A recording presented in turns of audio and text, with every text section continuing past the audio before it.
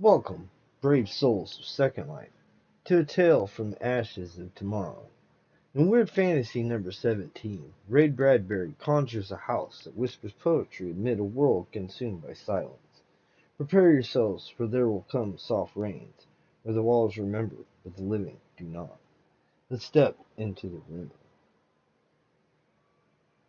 The sun came out from behind the rain. The house stood alone in a city of rubble and ashes. This was the one house left standing. At night, the ruined city gave off a radioactive glow which could be seen for miles. The entire west face of the house was black, save for 5 places. Here, the white silhouette of a man mowed a lawn. There, as in a photograph, a woman bent to pick flowers. Still further over, their images outlined in one titanic instant. A small boy, hands flung into the air, higher up, the image of a thrown ball, and opposite him a girl, hands raised to catch the ball which never came down. The 5 spots of paint, the man, the woman, the children, the ball, remained. The rest was charcoal lair. The morning house lay empty. In the living room the voice clock sang, repeating and repeating into sounds into the emptiness. Tick tock, 7 o'clock, time to get up, time to get up, 7 o'clock. In the kitchen, the breakfast stove gave a hissing sigh and ejected from its warm interior 8 pieces of perfectly browned toast, 8 eggs sunny side up, 16 slices of bacon, 2 coffees, and 2 cool glasses of milk. 7-9, breakfast time, 7-9. Somewhere in the walls, relays clicked, memory tapes glided under electric eyes. Today is August 4th, 2026. Today is Mr. Featherstone's birthday. Today is the anniversary of Taila's marriage. Insurance is payable, as are the water, gas, and light bills. The voice clock sounded again. 8-1, tick-tock, 8-1 o'clock, off to school, off to work, run, run, 8-1. But no doors slammed, no carpets took the soft tread of the rubber heels. It was raining again outside. The weather box on the front door sang quietly, "Rain, rain, go away. Rubbers, raincoats for today." Outside, the garage chimed and lifted its doors to reveal the waiting car.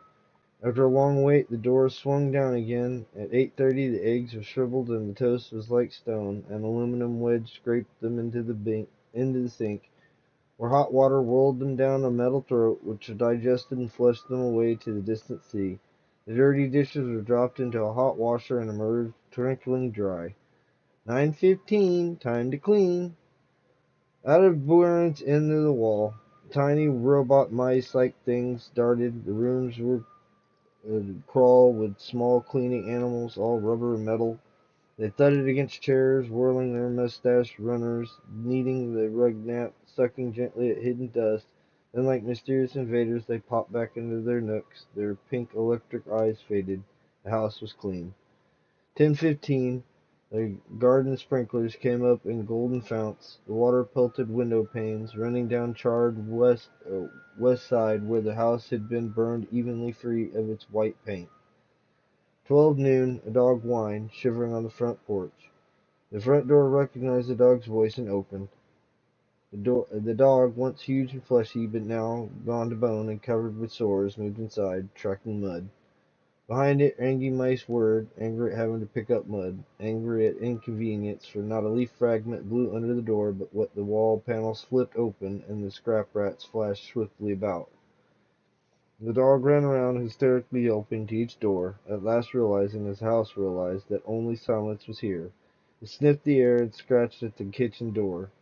Behind the door, the stove was making lunch, pancakes which filled the house with a rich baking odor and the scent of maple syrup. The dog frothed at the mouth, lying at the door, sniffing, its eyes turned to fire. It ran wildly in circles, biting its tail, spun in a frenzy, and died. It lay in the hallway for an hour. 2 o'clock, 2 o'clock. Delicately sensing decay at last, the regiment of mice hummed out softly in blown leaves and electric wind. In the cellar, the incinerator glowed suddenly, and a whir of sparks leaped up the chimney. 2:35. Bridge tables sprouted from patio walls. Playing cards fluttered onto pads and shower of Pips, martinis, and egg salad sandwiches manifesting on an oaken server. Music played. 4 o'clock, the tables folded like great butterflies back through paneled walls.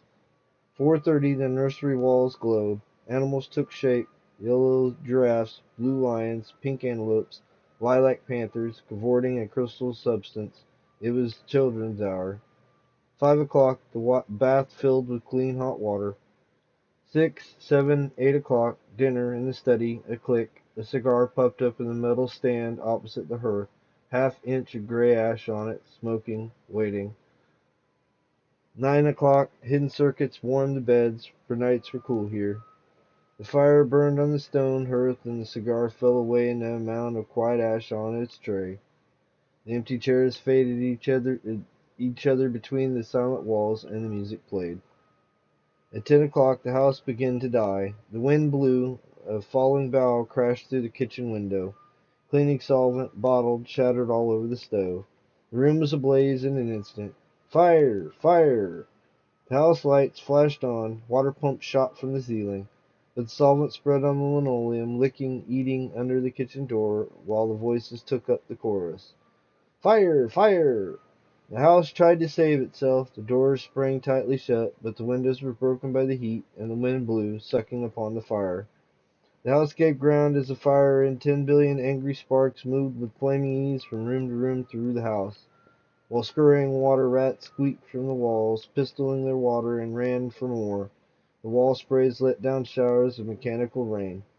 But it was too late. Somewhere, sighing, a pump shrugged to a stop. The quenching rain ceased. The reserve water supply, which had filled baths and washed dishes for many quiet days, was gone. The fire crackled on. It fed upon Picassos and Matisses in the halls, like delicacies baked off the oily flesh, tenderly crisping the canvases into black shavings. Now the fire lay in the beds, stood in windows, changing the color of the drapes. And then reinforcements from attic trapdoors. Blind robot faces peered down with faucet mouths gushing green chemical. The fire backed off, as even an elephant must at the sight of a dead snake. Now there were 20 snakes whipping over the floor, killing the fire with a clear, cold venom of green froth. But the fire was clever. It had sent flames outside the house, up through the attic to the pumps there. An explosion. The attic brain which directed the pumps was shattered into bronze shrapnel on the beams. The fire rushed back into every closet and felt of clothes hung there. The house shuddered. Oh, done, done. Its bared skeleton cringing from the heat. Its wires, its nerves revealed as if a surgeon had torn the skin off. Its let red veins and capillaries quiver in the scalding air. Heat snapped mirrors. The voices wailed. Help! Help! Fire! Run! Run! Like a tragic nursery rhyme, a dozen voices, high, low, like children dying in a forest. Alone, alone, and the voices faded as the wires popped their sheathings in the nursery. The blue lions roared, the purple giraffes bounded off, panthers ran in circles, changing color. The voices died, and the last instance under the fire avalanche, another chorus, oblivious, could be the hot flames of dew bills, doors opening and slammed. A few last cleaning mice darted bravely out to carry away the horrid ashes, and in the kitchen, an instant before the rain of fire and timber, the stove could be seen making breakfast as at a psychopathic rate. 10 dozen eggs, 6 loaves of toast, 20 dozen bacon strips, which eaten by fire started the stove working again, hysterically hissing. The crash! The attic smashed into the kitchen into the cellar into the sub-cellar. Deep freeze, armchair, film tape, circuits, beds, all like skeletons thrown into a cluttered mound deep under. Then smoke, then silence. Dawn showed faintly in the east. Among the ruins, one wall stood alone. Within the wall, a last voice said, over and over again. Today is August 5th, 2026. Today is August 5th, 2026. Today is August 5th, 2026. And so the house falls silent, its last echoes fading into the void. Bradbury's There Will Come Soft Rains leaves us with a chilling reminder of what endures. But wait, there's more from this haunted issue. Stay with me for a tale beyond the stars. Our next journey from Weird Fantasy number 17 takes us to the edge of oblivion.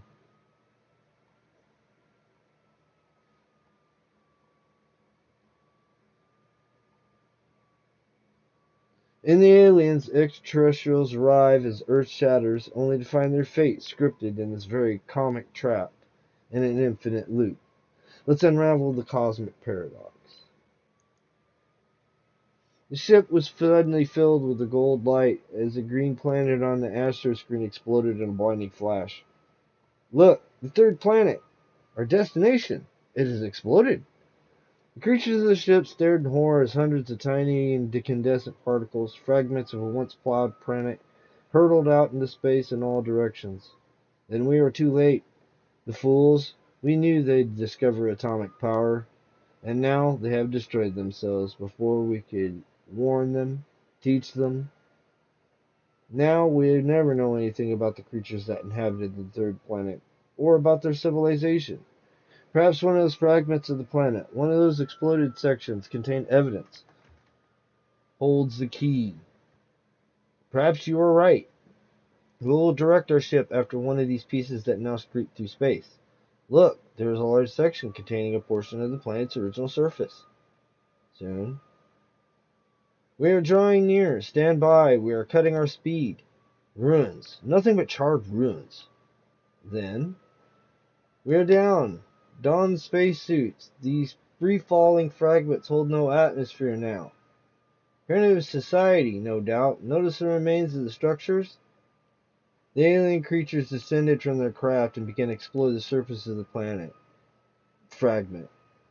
My radiation reactor indicates a high degree of radioactivity. Then it was definitely an atomic explosion that caused the third planet's destruction. I wonder what the third planet's inhabitants look like. Perhaps we shall find a written history, or record of their description. Creatures examined the scorched and blackened rubble that clung to the planet fragment's surface. Nothing, no trace of them. Surely on all this debris there must be some clue, some picture. Wait, look, what is that? What flash of bright color amid the pile of wreckage? Hurry, dig it out. Creatures picked up the brightly colored rectangular object. Its edges are scorched. The object is not solid, but divided into many sheets. Strange markings and pictures are on each sheet. It is some sort of pictorial and written record of the society that once flourished on this planet. Notice the similarity of many of the markings, the repetition of the separate characters and their combinations. Their language, no doubt. It seems primitive. Here, let me study it a moment. Creature studied the brightly colored object for a while, leafing through the strangely marked sheets. Then he announced, the markings and pictures on the divisions of this object seem to form some sort of story. Here, on these first few sheets, these weird pictorial representations must be what the third planet's creatures look like. See? Ah, I seem to understand their language somewhat. This first story is about the discovery of a twin to the third planet. This is science fiction. Earth? Is that what the third planet creatures called their planet? Yes, Earth. Notice these hairy creatures. I wonder if they are the Earth creatures too. Go on. Yes, there's a second story, and a third, and a... Spawn! Look at the picture that begins the third story. That's us. You were right. Us in our spaceship, watching the third planet explode. Look how they depicted us so accurately. It's incredible. What is the story about? Squantron. The story is about us too. How are we coming to Earth to warn the people about atomic power, but before we got there the planet exploded? Exactly the way it really happened. Go on. It tells how we, desiring to know what Earth's inhabitants look like, approached one of the larger fragments and landed on it. Astounding. Unbelievable. And how we searched the ruins and found the brightly colored object, just as we have done. And how we examined the brightly colored object and discovered that it contained science fiction stories. And the first story is about the discovery of Earth's twin? Yes, you are right. Look, see how surprised we are at the bottom of this page? We're looking at the picture that begins the third story, and we see us looking at a picture of us in our spaceship, watching the third planet explode. And I'm saying exactly what I said. Saying, look at how they depicted us so accurately. And I'm answering what I did answer. Incredible. And the story is a story about us too. How we were coming to Earth to warn the people. Don't go on. Can't you see what this is? That's exactly what you do say here on page 5 of the story. Where? Can't we see what is? It's a story in a story, and so on ad infinitum. But how does it end? How does what end? The story. The original story. Oh, let's see. On page 5, you asked me how the story ends, and I can't answer you because I have to turn the page. So turn the page! Squantron! Sponfon! Yes, dear reader, that's how the story ends, and this may be the very magazine those creatures will find when they land on the exploded fragment of Earth. The end. And so the aliens read their doom, looping forever in Bradbury's twisted vision. Or, well, it's not Bradbury's, it's somebody's. The aliens from Weird Fantasy number 17 leaves us questioning reality itself. Thank you for joining me tonight at Rocky Point Marina. Until next time, keep your eyes on the stars and the shadows.